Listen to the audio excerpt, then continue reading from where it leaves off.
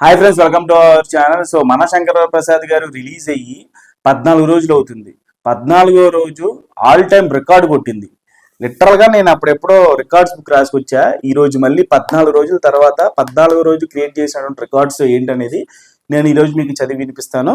So ఓవరాల్గా 350 కోట్ల gross collect చేసింది వరల్డ్ వైడ్గా 14 రోజులకి. సో 14వ రోజు ఆల్ టైమ్ రికార్డ్ షేర్ ఇరు తెలుగు రాష్ట్రాల్లో టాప్ 10 లో మన శంకర ప్రసాద్ ఎక్కడుందో ఒకసారి చూద్దాము.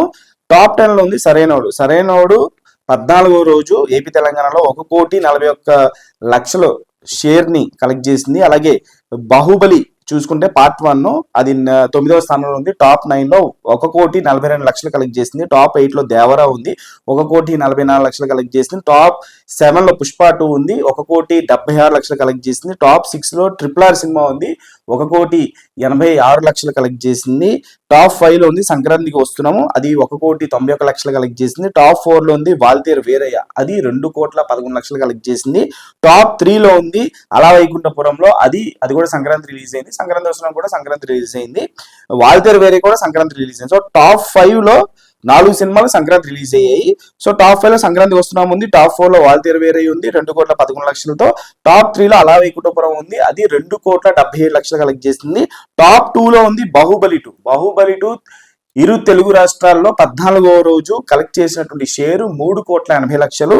టాప్ 1 లో ఉంది మన శంకర వరప్రసాద్ గారు, మన బాస్ గారు, మన మెగాస్టార్ చిరంజీవి గారు 4 కోట్లు కలెక్ట్ చేసింది ఇరు తెలుగు రాష్ట్రాల్లో 14వ రోజు. అంటే ఏంటి మాస్ బ్యాటింగ్ అంటే, బాస్ కి strength, one of the main strength అయినటువంటి కామెడీలో ఈ రేంజ్ కలెక్ట్ చేస్తాను అని అందరినీ ఆశ్చర్యపరిచింది. అంటే వింటేజ్ బాక్స్ ఆఫీస్ స్టామినాని మరొకసారి గుర్తు చేసింది.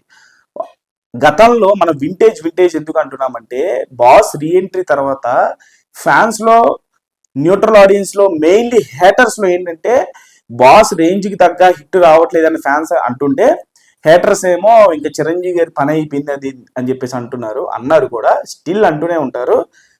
బాస్ పని అయిపోలేదు, బాక్స్ ఆఫీస్ పని అయిపోయింది బాస్ వల్ల. అర్థమైందా? సో డిస్ట్రిబ్యూటర్ల యొక్క పెట్టినటువంటి డబ్బులు వెనక్కి వచ్చాయి, సో వాళ్ళ పని అయిపోయింది. ప్రొడ్యూసర్ పెట్టినటువంటి డబ్బులు వెనక్కి వచ్చేసాయి, వాళ్ళ పని అయిపోయింది. సో బాక్స్ ఆఫీస్ మొత్తానికి చచ్చిపోయిందని చెప్పేసి అనుకోవాలి. సో ఇరు తెలుగు రాష్ట్రాల్లో 14వ రోజు మన శంకర ప్రసాద్ క్రియేట్ చేసినటువంటి బాక్స్ ఆఫీస్ తాలూకు విధ్వంసం ఇది. 350 కోట్లకు పైగా కలెక్ట్ చేసింది. ఇప్పుడు ఇది మూడో వారంలోకి అడుగు పెట్టింది. ఈ వీకెండ్ లో కూడా ఖచ్చితంగా ఏదో ఒక రోజు, అంటే వీకెండ్ లో ఈ మూడో వారం కాబట్టి ఆబ్వియస్లీ వర్కింగ్ డేలో అంత కలెక్షన్ ఉండకపోవచ్చు, కాస్త తగ్గుద్ది. కాకపోతే సండే మెయిన్లీ సండే, ఈ వారంలో కూడా వచ్చేటువంటి సండేలో కూడా ఖచ్చితంగా ఆల్ టైమ్ రికార్డ్ క్రియేట్ చేస్తుంది తెలుగు రాష్ట్రాల్లో. దాంట్లో మరి ఎటువంటి సందేహం లేదు. లాంగ్ రన్ లో ఈ 3 వారాలు కంప్లీట్ చేసి 4వ వారంలోకి అడుగు పెట్టేస్తుంది ఖచ్చితంగా. చెప్పాను కదా థియేటర్లో 4 రోజులు ఆడుద్దని. సో ఈ 4 రోజులు కంప్లీట్ అయ్యే టైంకి ఖచ్చితంగా 400 నుంచి 450 కోట్లు, లేదా 450 నుంచి 500 కోట్లు. 500 కోట్లు పాసిబుల్ గా కనిపించట్లేదు. 400 crores అయితే ఖచ్చితంగా, 400 to 450 అయితే ఖచ్చితంగా కలెక్ట్ చేస్తుందని అనుకుంటున్నాను. మీరేమనుకుంటున్నారు కామెంట్స్ తెలియజేయండి. ఛానల్ లైక్ చేయండి, షేర్ చేయండి, సబ్స్క్రైబ్ చేసుకోండి.